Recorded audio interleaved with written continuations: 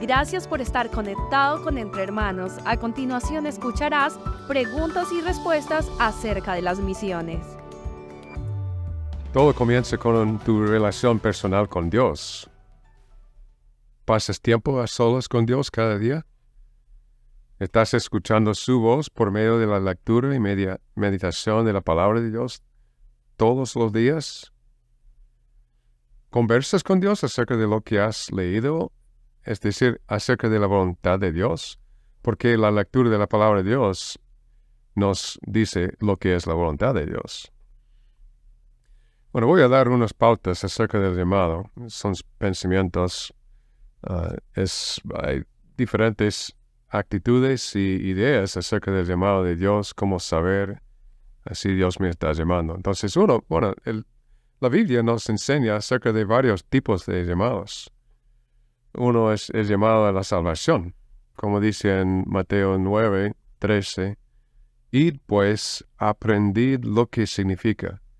Misericordia quiero y no sacrificio, porque no he venido a llamar a justos, sino a pecadores al arrepentimiento.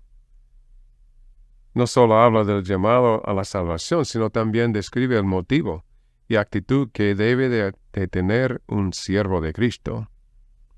Misericordia quiero, dice Jesús. Bueno, eso es el llamado a la salvación.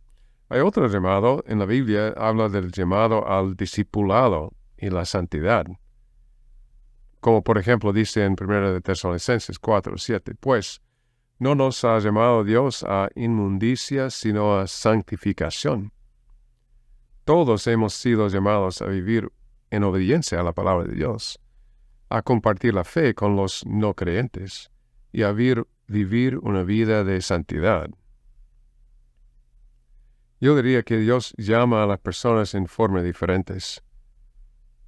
No es como una fórmula que usa para cada persona.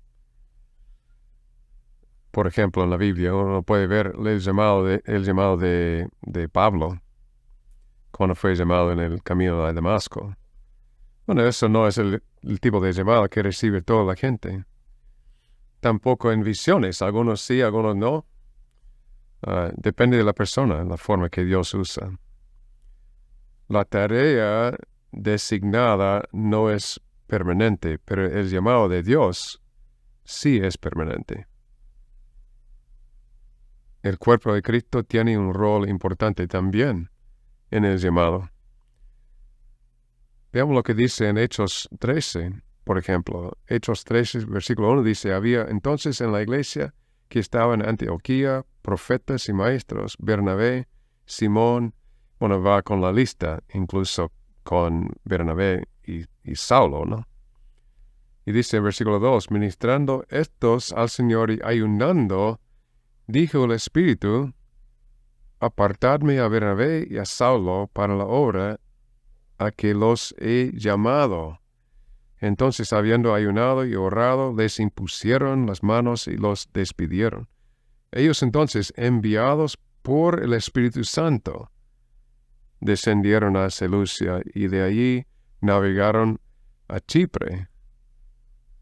Uno se da cuenta que ellos estaban sirviendo en la iglesia y mientras servían en la iglesia, hasta durante una reunión misma, Dios llamó a Pablo y a Saulo, a Pablo y a Bernabé.